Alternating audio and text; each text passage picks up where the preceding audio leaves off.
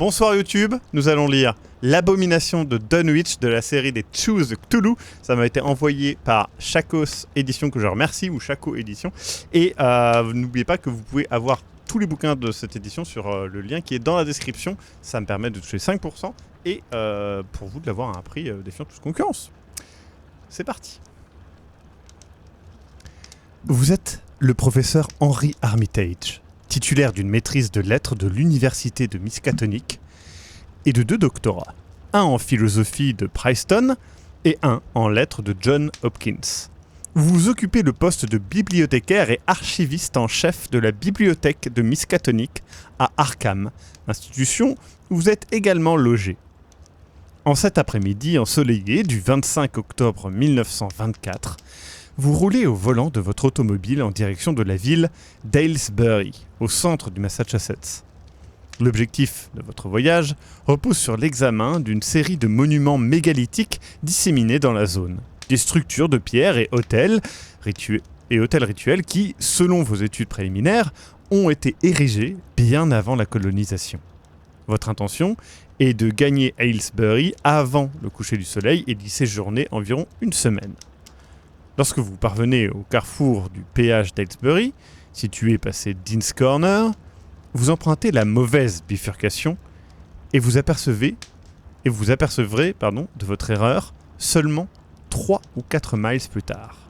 En cherchant une sortie susceptible de vous ramener vers la route principale, vous pénétrez dans une contrée sauvage, déserte, parcourue de chemins de montagnes poussiéreux et sinueux, dominant une étendue boisée, nichée au fond d'une vallée rocheuse. Au cœur de cette combe, à demi encaissée entre des collines arrondies et des monts irréguliers, vous apparaît un étrange village retiré. Peut-être y trouverez-vous quelqu'un capable de vous indiquer la direction d'Aylesbury. Roulez jusqu'au centre du village. La route débouche sur l'avenue principale du village silencieux. Dans les rues de son tracé urbain rudimentaire, presque rien ne bouge. Seuls se font entendre le vent dans la cime des arbres et le criaillement erratique d'oiseaux endémiques de cette campagne. Vous pensez, sans en être certain, qu'il s'agit d'engoulèvement. Après avoir bifurqué sur un angle, vous vous retrouvez face à une échoppe qui semble faire office à la fois d'épicerie et de taverne. Pour toute pancarte, le commerce dispose d'un simple écriteau de bois gravé de son nom. Osborne. Oula, bouffon vert déjà. Vous préféreriez ne pas avoir à entrer, gêné par l'atmosphère étrange et désagréable qui s'en dégage, mais vous êtes perdu. Et la meilleure chose à faire est de vous renseigner auprès des autochtones. Vous garez votre automobile et pénétrez dans l'établissement. Plusieurs perdus remarquent immédiatement votre arrivée et vous considèrent d'un regard méfiant. Peut-être serait-il imprudent d'attirer l'attention en demandant, sitôt entré, comment quitter le village. De plus, votre gorge sèche vous réclame à boire. Commencez donc par vous asseoir et par passer commande. Prenez place à une table libre et observez l'ambiance générale. Très bien. Vous vous installez et commandez une bière. Le temps qu'on vous serve, vous observez du coin de l'œil la clientèle qui n'est guère nombreuse. Devant le bar est agglutiné un groupe de villageois grossièrement vêtus.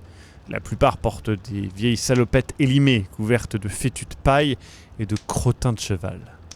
À les voir ruminer, il semblerait qu'ils mâchent presque tous du tabac. Au centre de l'attention de ces habitués se trouve un vieil homme à l'allure patibulaire et au regard diabolique.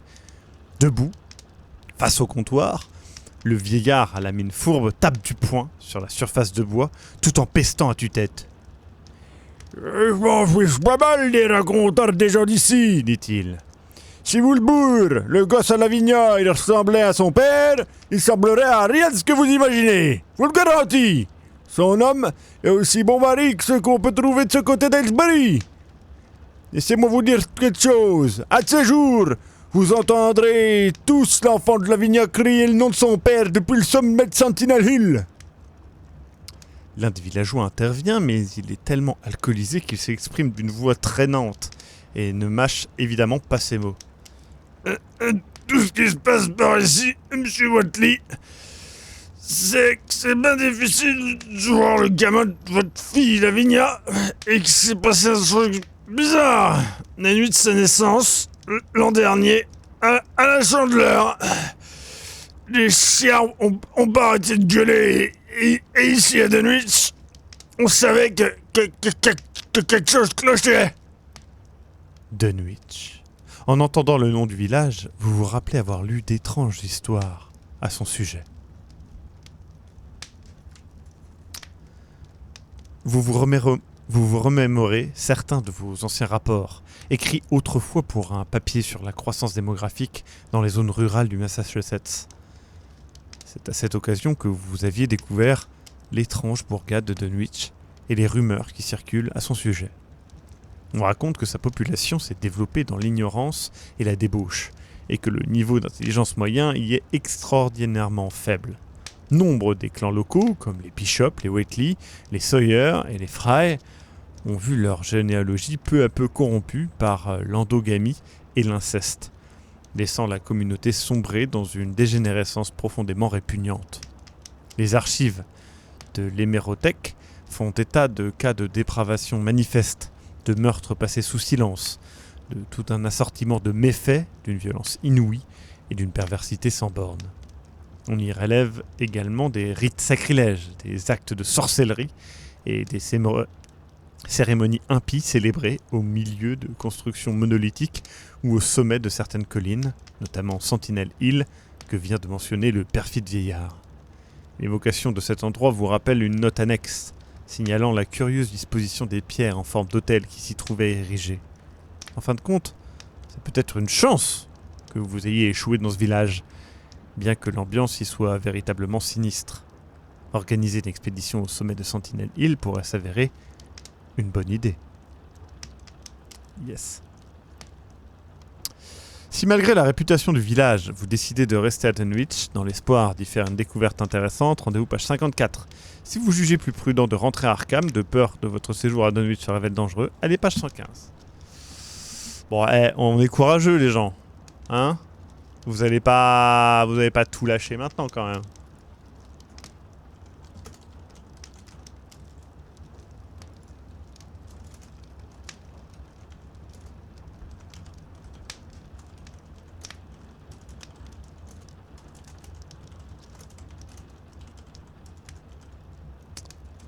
Votez.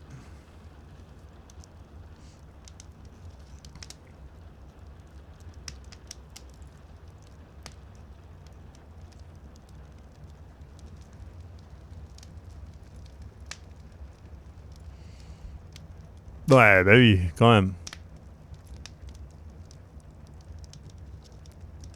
Très bien. On enquête. Nous allons donc page 54.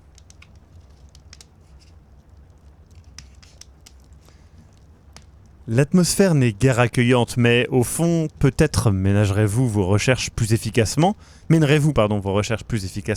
dans cette bourgade rustique quand le genre à la coquette Aylesbury. Votre séjour à Dunwich implique un drastique changement de programme, mais malgré vos 60 ans, vous avez encore confiance en votre capacité à improviser. Quelques minutes plus tard, l'assemblée se disperse. Un retardataire s'approche toutefois de votre table. Il est coiffé d'un chapeau de paille fané et aborde une barbe d'une semaine. « Vous n'êtes pas du coin, pas vrai ?» demande-t-il. « Non, je viens d'Arkham. »« Il Sawyer, se présente l'homme, qui s'assied face à vous sans attendre de réponse. « Vous comptez loger ici un moment ?»« Oui, j'étudie les constructions mégalithiques et j'envisage de visiter cette colline. Sentinel Hill ?» L'autochtone étouffe un rire alcoolisé. Qu'est-ce qui vous amuse ? Interrogez-vous. Y a-t-il quelque chose que je devrais savoir concernant cet endroit ou sur cet homme, le vieux Whatley ? Sawyer réprime un nouveau sourire. Il circule des tas d'histoires sur les Whatley. On sait tous que ce sont des sorciers par ici, surtout le vieux. Ça fait 1 an et demi qu'il raconte des sornettes sur son petit-fils. Un gamin difforme avec une tête de cabri, explique-t-il avant de marquer une pause. Ils en savent long sur les pierres qu'il y a là-haut. Si vous cherchez d'autres réponses, on devrait peut-être leur rendre visite. Si vous souhaitez en savoir plus sur ce clan et son lien avec les structures mégalithiques, accompagnez Sawyer. Si vous préférez vous concentrer sur vos recherches et ne pas vous mêler des affaires de cette famille, organisez votre expédition. Ok.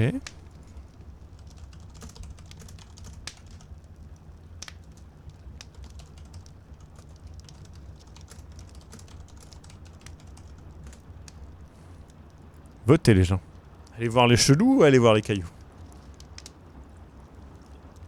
Merci Mazar Folk. Et Cyrus le Virus.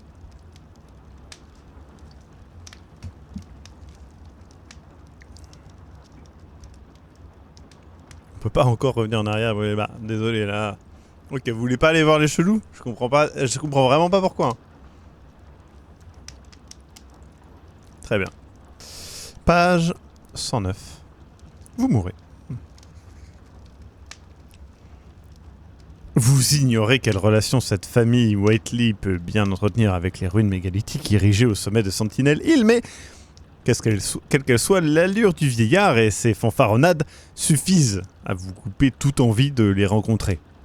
Non sans remercier Sawyer pour sa proposition, vous prenez congé et entreprenez de planifier votre expédition, que vous n'envisagiez même pas quelques heures plus tôt.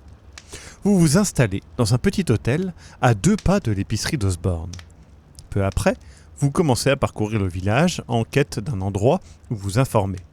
Dunwich ne dispose pas de bibliothèque.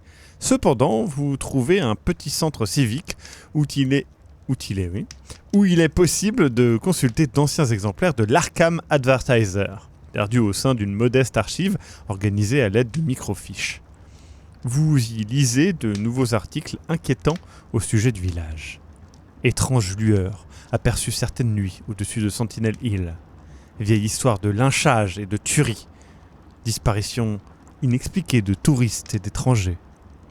Vous commencez à penser qu'il se passe, et qu'il s'est toujours passé, quelque chose de bizarre à Dunwich. En inspectant vos bagages, vous prenez conscience que vous n'avez pas assez de pellicule pour votre appareil photo. Après tout, les recherches que vous aviez prévues de mener à Aylesbury consistaient principalement à regrouper de la documentation. Vous envoyez un télégramme à Arkham afin de demander de nouvelles pellicules et un nécessaire de développement. L'ennui, c'est qu'effectuer l'ascension seul pourrait s'avérer imprudent. Un guide, voilà ce qu'il vous faut. Vous songez alors à Sawyer. Peut-être acceptera-t-il de vous accompagner. Vous attendez le lendemain pour tenter votre chance. On a déjà passé une nuit là-bas, hein. Moi je trouve ça absolument foireux du cul.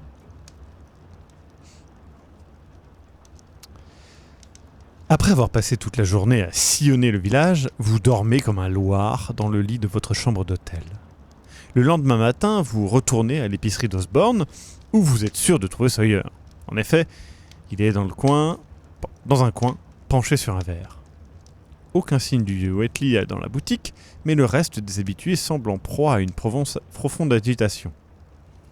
Ça se passe toujours comme ça fin octobre, Vous explique Sawyer. la faute à ces maudits Whiteley. Sans relever ses commentaires sur cette famille, un sujet certainement récurrent dans la bourgade, vous lui proposez de vous accompagner à Sentinel Hill dès que vous aurez reçu le matériel de photographie. Selon vos calculs, il devrait vous y parvenir par la poste le 31. Sawyer ouvre les yeux ronds, comme des soucoupes. Je crois pas qu'on devrait aller là-bas la veille de la Toussaint. S'exclame-t-il. C'est là que les Whiteley commettent des actes de sorcellerie, monsieur. Des rites franchement pas nets. Tant mieux, dites-vous. Manifestement, vous avez échoué dans une communauté contaminée par la superstition, et même une certaine paranoïa en ce qui concerne l'occulte. Certes, les annales du village mentionnent des faits divers terrifiants, mais vous êtes convaincu qu'ils ont tous une explication rationnelle. Et si vous parveniez, en plus des monolithes, à photographier diverses scènes d'un rituel, cela vous aiderait grandement à réaliser un rapport sur le folklore de la région et la nature dépravée des habitants de Dunwich. Bien décidé à y aller, vous offrez à Sawyer un généreux pourboire pour le convaincre de vous accompagner. Il accepte enfin, bien qu'une certaine crainte luise dans ses yeux jaunâtres. 132. Pour l'instant, je pense que ça va très mal se passer. Mais, who knows? En attendant l'arrivée du matériel de photographie, les jours défilent. Chaque après-midi, vous vous rendez à l'épicerie d'Osborne afin de discuter autour d'un verre avec Sawyer, qui semble de plus en plus inquiet. C'est également le cas des autres habitués. Ils se montrent agités, angoissés. Vous n'avez pas revu le vieux Whately, mais son nom est évoqué à plusieurs reprises lors de vos conversations. En fin d'après-midi, le 31, ce que vous avez demandé arrive enfin. Une bonne quantité de pellicules ainsi qu'un excellent matériel de développement. La nuit ne va pas tarder à tomber, et il est possible que la lumière ne soit pas idéale pour la photographie. Mais cela ne vous arrête pas. Vous êtes déterminé à vous rendre à Sentinel Hill, pas Silent Hill, pas le même endroit, précisément ce soir-là. Sawyer vient vous chercher à l'hôtel, et vous entamez l'ascension peu après. Votre rustre accompagnateur ne cesse de palabrer au sujet des Whately. Il évoque l'ignoble apparence caprine du fils, les travaux qu'entreprend le vieillard dans sa ferme, la quantité de bétail que la famille acquiert et qui disparaît du jour au lendemain. Il vous parle également d'un curieux puits que le vieux Whately aurait creusé dans la propriété d'un parent, un certain Zechariah Whately, qui entraînerait, pour ainsi dire, la ruine de tout le village. Bien que la montée se révèle ardue et épuisante, vous parvenez enfin au sommet. À ce moment-là, votre tête fourmille d'histoires et de rumeurs concernant les Whately. Néanmoins, à la vue des monolithes, vous estimez que l'expédition en valait la peine.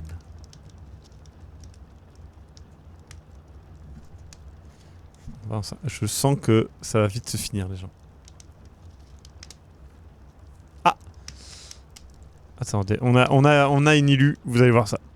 La structure mégalithique se révèle très intéressante. Elle comporte des pierres de toutes formes et de toutes tailles. Certaines oblongues et pointues, d'autres aux airs de stèles funéraires, et d'autres encore taillées ou partiellement sculptées, peut-être par des mains humaines, semblables à des statues anthropomorphes à genoux, et non pas à guenous. Les plus étonnantes de toutes celles qui forment... Les plus étonnantes de toutes sont celles qui forment une espèce d'autel ou de table de pierre, sur lesquelles on distingue des taches d'un lichen obscur qui ressemble à du sang séché. Nombre de monolithes présentent de fascinantes inscriptions runiques, des hiéroglyphes indéchiffrables que vous photographiez de très près. Évidemment, la luminosité n'est pas idéale, mais vous n'écartez pas l'idée de revenir dans la matinée. Vous êtes si absorbé par la nature des ruines que vous remarquez à peine l'inquiétude qui s'empare peu à peu de Sawyer. Vous tardez également à prendre conscience que l'atmosphère s'est alourdie. Vous ne sauriez expliquer ce phénomène, mais l'oxygène semble se raréfier subitement. Bien que le ciel soit sans nuages, plusieurs éclairs violacés illuminent le firmament. Au loin se fait entendre le criaillement d'une volée d'engoulèvements. Que se passe-t-il ? Demandez-vous à Sawyer. Votre guide parvient tout juste à réprimer un frisson. Je vous l'ai dit, monsieur, c'est pas le bon soir pour monter ici. Les piaillements des engoulèvements sont si forts et si stridents que vous comprenez à peine les paroles de Sawyer. Soudain, votre complice s'avance de quelques pas vers le point culminant de la colline et, après une vision qui semble l'avoir bouleversé, il pointe du doigt le versant opposé à celui que vous avez emprunté. « Regardez !» s'exclame-t-il. « De ce côté-là !» Engoulèvement ? Ouais. Je sais pas trop comment on le dit, je l'ai jamais entendu, j'ai surtout lu. Ça c'est les monolithes, ça c'est nous. On est plutôt classe, hein. Ça c'est ça. Ok, je pense qu'on va crever les gens.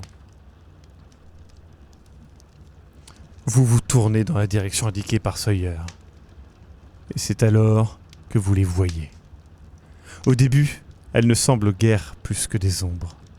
Mais une seconde plus tard, vous les distinguez clairement. La première silhouette que vous identifiez est celle d'une femme albinos, à demi-croche, qui court complètement nue sur le flanc de Sentinel Hill, à 15 ou 20 mètres de l'endroit où vous vous tenez. Derrière elle, bondissant comme un cabri, se trouve un petit garçon qui semble avoir 4 ans. Il suit la femme en poussant d'étranges gémissements, mi-humains, mi-animaux. De prime abord, Vous croyez que l'enfant aussi est dévêtu. Après coup, vous vous apercevez qu'il porte un curieux vêtement qui l'habille de la taille aux pieds. On dirait une étonnante ceinture à franges et un pantalon hérissé de poils hirsutes qui lui couvrent les jambes. Le marmot est pourvu d'un affreux faciès caprin. L'instant suivant, vous remarquez autre chose.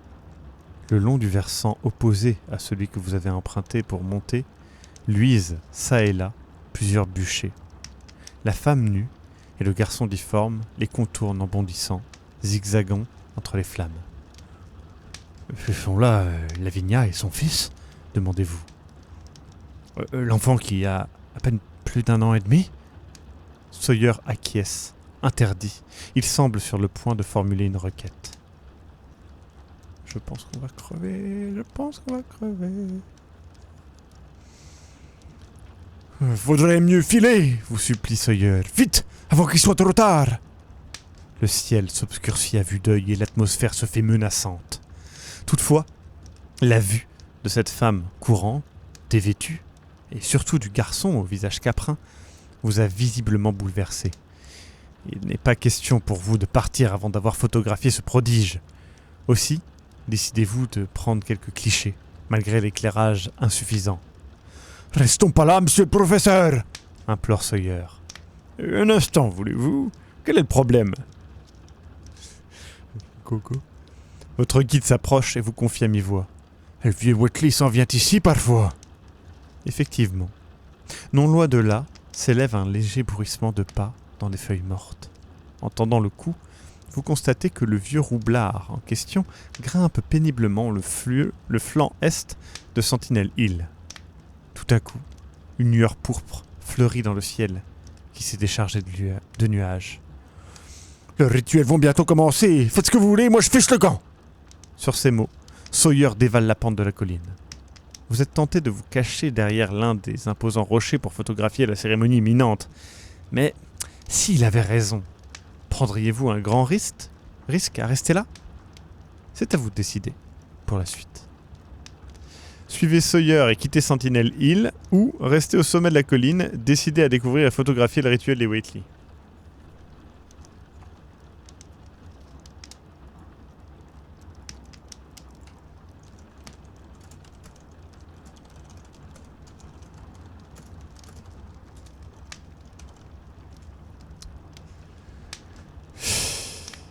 Est-ce que vous suivez la raison et vous fuyez ?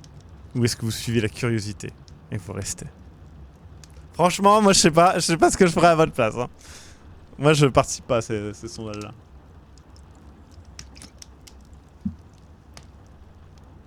Moi j'aurais peur. Hein. À votre place, je me chierais un peu dessus. C'est mon avis. Faites ce que vous voulez. Voilà, moi je suis là en tant que témoin de tout ça. Ah, c'est la curiosité qui l'emporte, hein. Aïe, aïe, aïe, aïe, aïe. Ok. C'est une douille de se barrer, on va glisser et se faire mal. J'avoue. Très bien. Sachez que l'autre choix, c'était à page 69. Là, c'est page 51.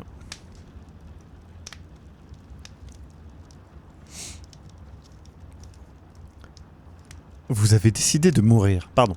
Vous avez décidé d'assister au rituel des Whitley et de confirmer ainsi les rumeurs que vous avez lues et entendues concernant Dunwich au fil des ans. En outre, c'est l'occasion rêvée de consigner les curieuses coutumes de cette famille à travers un témoignage photographique. Vous ne savez pas exactement comment Lavinia Whitley a pu donner naissance à une créature aussi horrible. Et vous comprenez désormais pourquoi tout le village parle de cet enfant difforme. Quoi qu'il en soit, votre présence à Sentinel Hill ce soir-là constitue le premier pas pour élucider le mystère. Vous cherchez le plus volumineux de tous les monolithes et vous réfugiez derrière. D'ici, vous parvenez à suivre les cabrioles de Lavinia Whitley et de son fils. Celle-ci entonne un chant d'une voix rauque et étranglée. Quant à l'enfant, il ne cesse de pousser un bêlement plaintif qui vous donne la chair de poule. Le vieux Whitley gagne le sommet, haletant. Depuis votre cachette, vous remarquez qu'il a entre les mains un gigantesque grimoire. Il ne porte plus ses guenilles de fermier, mais une espèce de tunique sinistre qui lui arrive jusqu'aux pieds. Le vieil homme place le livre sur l'un des monolithes en forme d'autel et commence à prier à voix haute. Vous ne comprenez pas un traître mot de ce qu'il dit, mais sans perdre une seule seconde, vous déclenchez votre appareil photo dans sa direction. Tout à coup, un cri s'élève derrière vous et vous fait sursauter.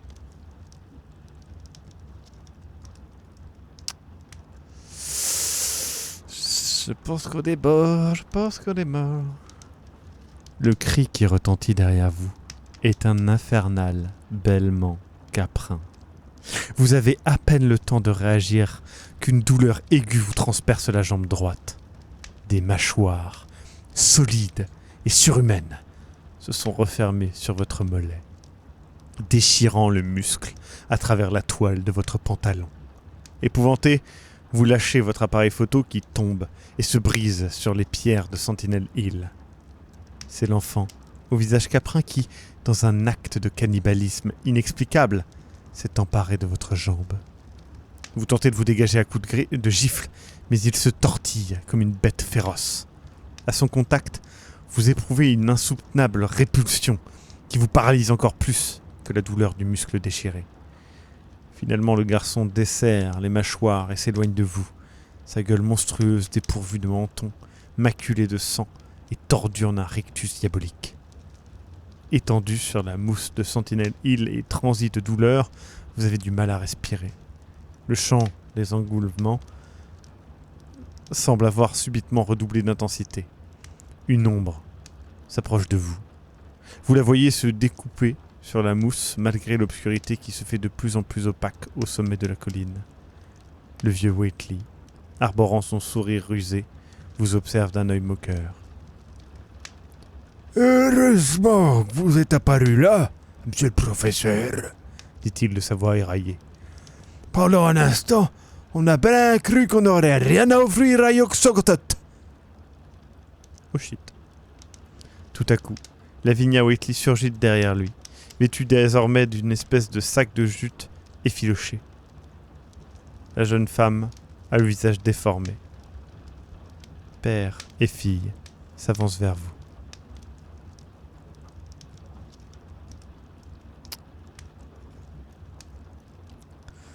Le vieux Whately et sa fille vous traînent jusqu'au centre de la colline et vous mettent à genoux, face à une fissure violacée qui s'est ouverte dans le ciel.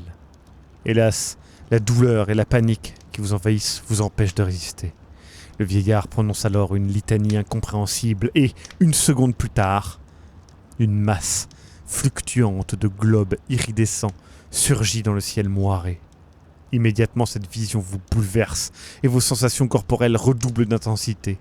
Tout d'abord, votre bouche s'assèche, votre langue se colle à votre palais et vos lèvres se gercent en quelques secondes. L'instant suivant, une brûlure cinglante embrase vos pupilles, causée par la flétrissure de vos canaux lacrymaux. Peu à peu, vous sentez tous vos muscles se tétaniser les uns après les autres. Sans savoir exactement ce qui vous arrive, vous avez la brusque sensation que votre corps se change en pierre, que chacune de vos cellules et chacun de vos tissus entame un inexplicable processus de calcification. La silhouette du dieu ancestral continue à vaciller devant vous. Il est pourvu d'une multitude d'yeux et d'un visage constitué d'une quantité incalculable de bulles qui se forment puis disparaissent. Le gargouillis qui les met rappelle le bouillonnement de l'eau dans un chaudron. Bientôt, vos sens finissent par vous abandonner. Vous ne pouvez plus ni voir, ni entendre. Vos yeux se sont recouverts d'une couche rocheuse, sèche et grisâtre, marbrée, et vous êtes condamné à un silence sépulcral. Vous êtes incapable de bouger, de respirer. La seule chose que vous puissiez faire, c'est penser.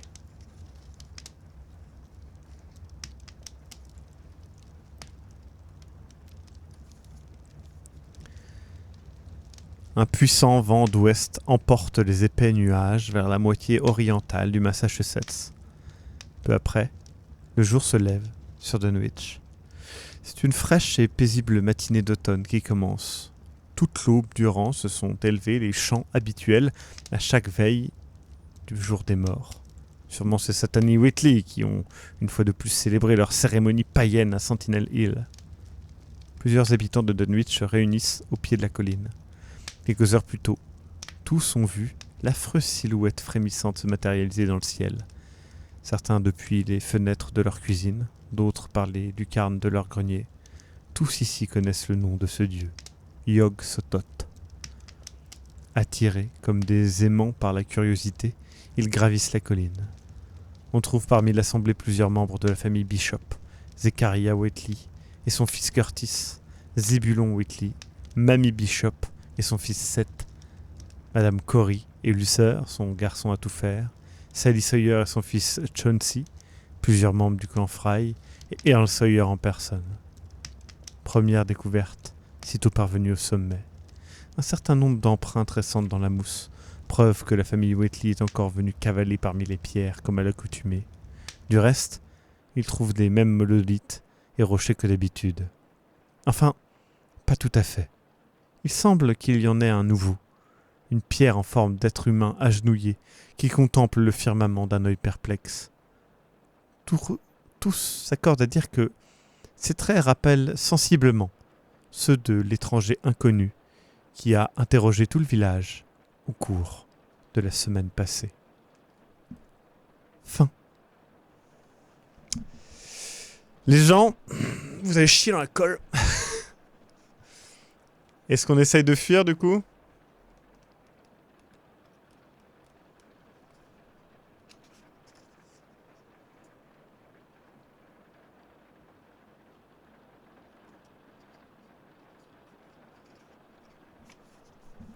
Donc, on revient au moment où on fuit. Donc on fait tout le temps ça, on fait deux fins généralement.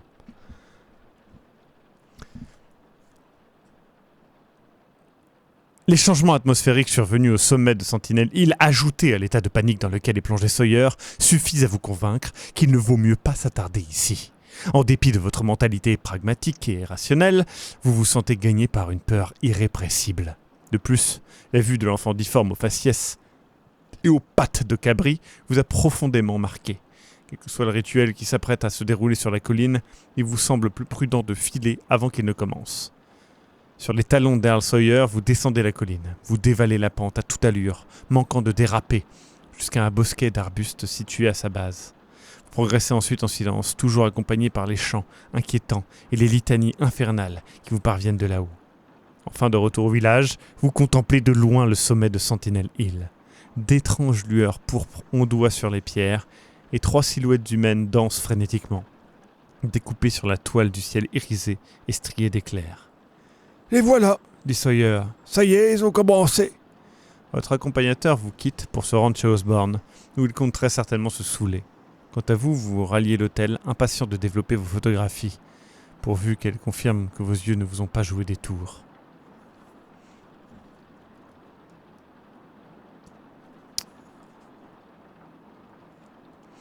Dans la salle de bain de votre chambre d'hôtel, à l'aide du matériel que vous avez reçu d'Arkham et des souvenirs qu'il vous reste des expériences réalisées avec des émulsions à l'université, vous improvisez une chambre noire.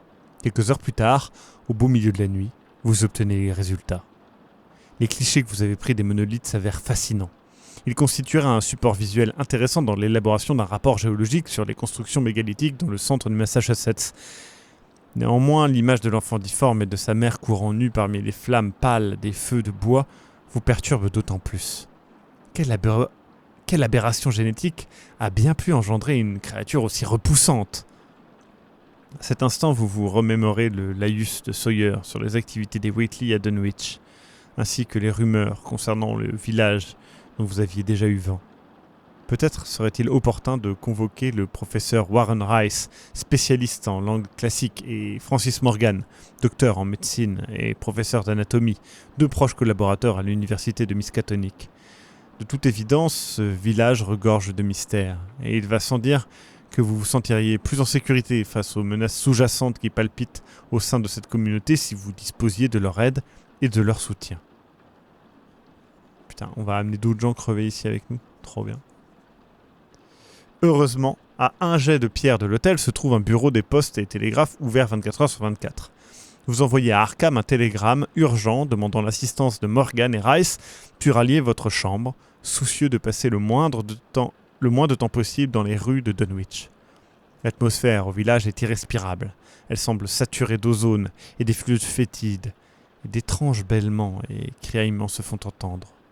Une fois à l'abri, il vous est impossible de détourner les yeux de la photographie de Lavinia et de son fils.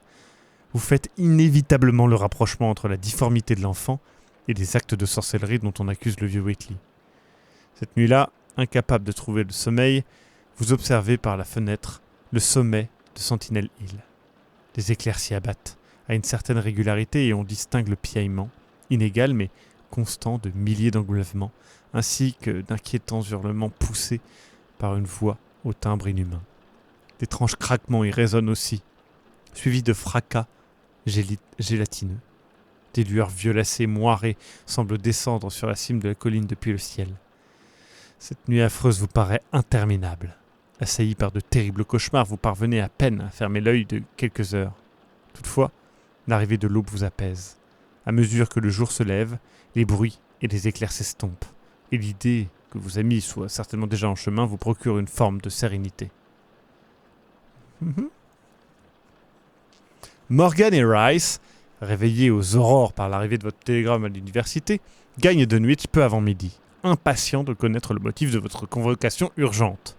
Sans délai, vous leur rapportez ce que vous avez vu et entendu au village depuis 5 jours, et leur montrez les photographies prises la veille au sommet de Sentinel Hill. Comme vous, tous deux sont fascinés par les images des monolithes, en particulier ceux gravés de hiéroglyphes runiques complexes.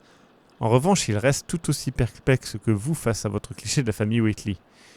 La femme albinos qui court entièrement nue retient à peine leur attention.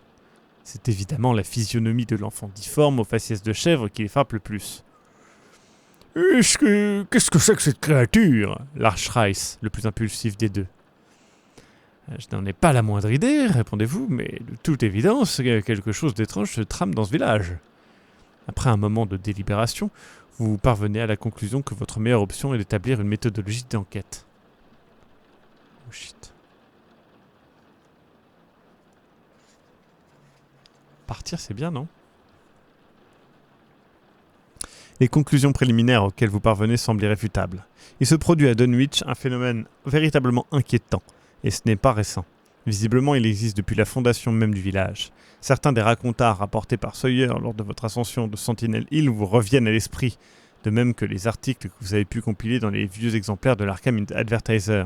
Le Dr Morgan, auteur d'une histoire séculaire de l'État de Massachusetts, confirme d'ailleurs plusieurs de ces rumeurs.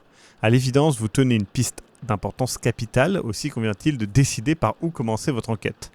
Morgan est convaincu qu'il vaut mieux explorer les ruines mégalithiques de Sentinel Hill et les photographier à la lumière du jour. Non pas que vos clichés crépusculaires soient dénués d'intérêt, mais ces lieux renferment un trésor géologique à ne pas négliger.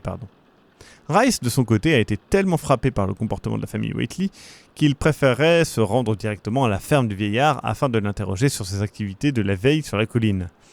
Il semble certain qu'il existe un lien entre cette curieuse famille de prétendus sorciers et les événements étranges qui se produisent depuis toujours à Dunwich. En tant que chef de ce petit groupe, c'est à vous qu'il leur en vient de trancher.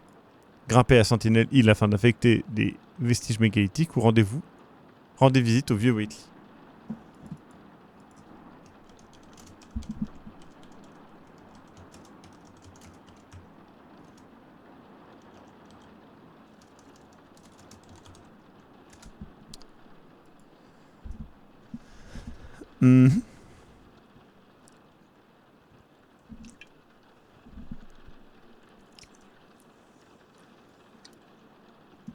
Ah, une certaine envie de mourir dans le chat. Ok.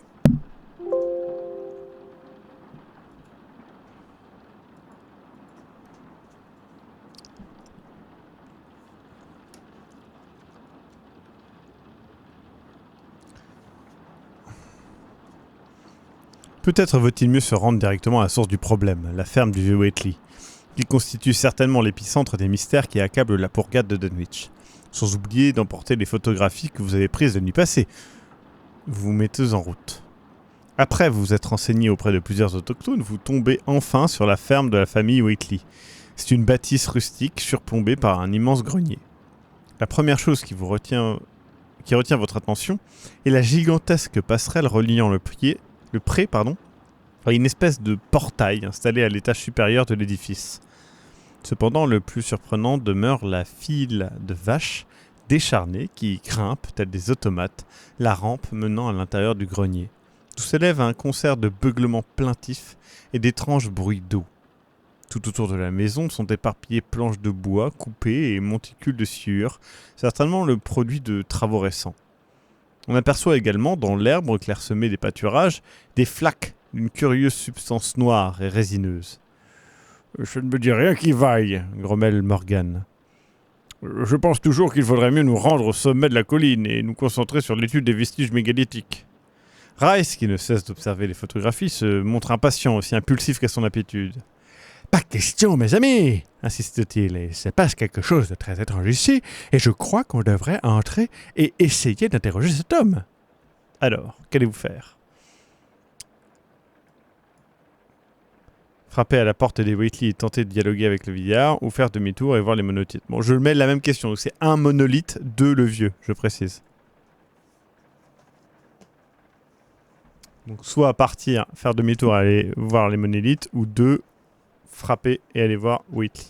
Le fait qu'ils mettent deux fois le choix, c'est vraiment en mode si vous allez là, vous allez mourir, vous savez quand même.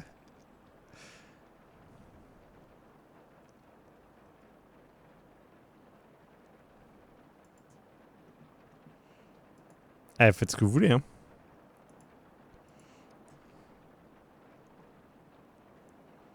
J'ai pas dit que c'était un bon choix, mais voilà quoi.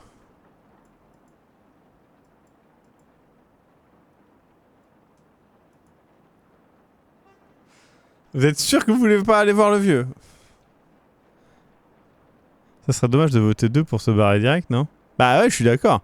Vous voulez vous barrer, vous avez peur.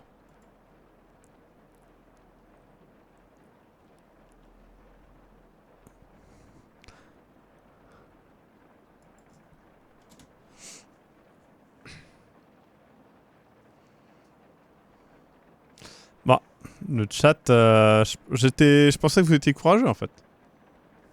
Non mais c'est tout, c'est pas grave. Je compte jusqu'à 5. 1, 2, 3, 4, 5. Le vieux. Très bien. On va tellement crever. Mais au moins on aura vu ce qui se passe un peu quoi. Vous frappez à la porte principale. « Qui c'est ?» répond une voix grincheuse. Vous vous présentez. 3 dignes autorités de l'université de Miskatonic à Arkham. Votre seul souhait est de vous entretenir pacifiquement avec M. Wheatley. « Un instant !» Après une longue attente, la porte s'ouvre dans un grincement infernal. « Entrez, messieurs !» dit le vieillard depuis l'obscurité qui règne à l'intérieur. Lorsque vous pénétrez dans la pièce commune plongée dans la pénombre, Lavinia Wheatley se trouve agenouillée devant son fils et finit de boutonner l'imposant manteau, noir comme la mort, qui le couvre jusqu'aux pieds. Quand elle en a terminé, seul dépasse du vêtement l'odieux visage caprin du garçon. À l'étage supérieur se fait entendre un bruit surprenant, une sorte de secousse, suivie par ce qui ressemble au martèlement des sabots d'un cheval ou d'un veau. L'odeur est indescriptible. Elle empeste un mélange de misère, de mort et de putréfaction. Le vieil homme vous observe d'un air méfiant. Le regard laiteux de Lavinia, légèrement rougi, semble inquiet. Quant à l'enfant, il vous épie attentivement de ses yeux semblables à 2 perles de mazout glacées. Avec le plus grand calme, vous vous lancez dans un discours académique visant à justifier votre présence, mais la fougue du professeur Rice interrompt brusquement votre insommant laïus.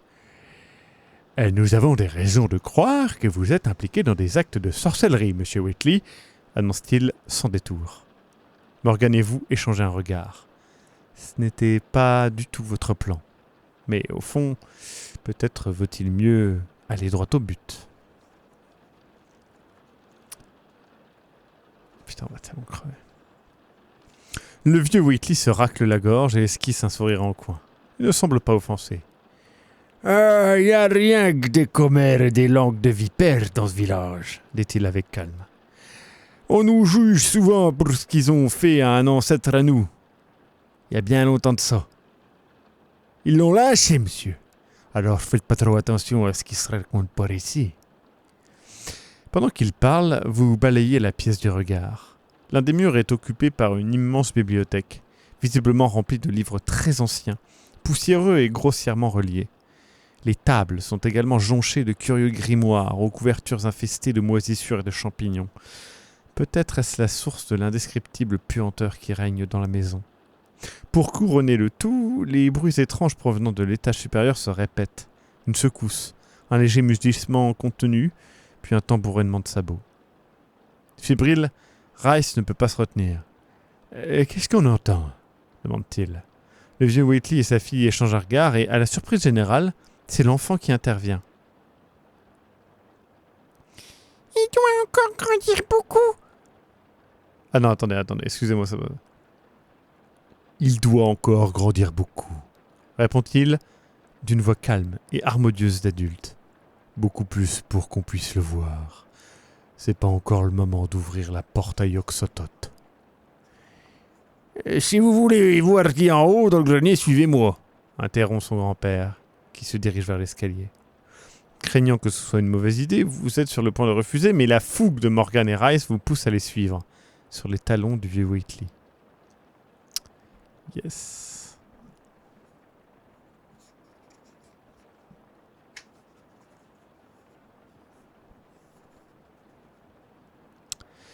Parvenu en haut de l'escalier, le vieil homme tire d'une poche de son pantalon usé un jeu de clés, puis ouvre 3 ou 4 verrous, à croire que le grenier abrite un objet de grande valeur. Sitôt la porte ouverte, l'insoutenable pestilence redouble d'intensité. On croirait qu'ils y ont entassé des cadavres. En file indienne, vous entrez à la suite du vieillard. La pièce de l'étage a des allures d'abattoir. Le sol est jonché d'os et de viscères d'animaux, et les murs sont maculés de sang. L'endroit a tout l'air du théâtre d'une violente tuerie, et bien qu'il semble n'y avoir personne d'autre, vous percevez une présence silencieuse et menaçante, invisible. Le sol tremble, et dans l'air flottent de sinistres vibrations. Le vieil homme, riant entre ses dents, s'approche d'une table encombrée de fioles, de poudres variées, de tubes à essai et de petites cuillères. Vous échangez un regard paniqué. « Que se passe-t-il ici ?» interroge Morgan d'une voix chevrotante. « Oh, vous allez tout de suite le découvrir, » répond l'homme. « Les gros auraient fini de préparer cette poudre d'Ibn Ghazi. » Mais vous n'aviez jamais entendu ce nom. Non, c'est Ibn Ghazi, si vous ne saviez pas. Jamais vous n'aviez entendu ce nom. Quelques secondes plus tard, le vieillard pivote sur ses talons pour s'approcher de vous. Son visage semble transformé. Il affiche désormais un sourire diabolique, d'une malignité absolue. Au creux de ses mains, en coupe, se trouve une étrange poudre violacée. « Mes chers amis, je vous présente le rejeton d'Yog-Sothoth » s'exclame-t-il.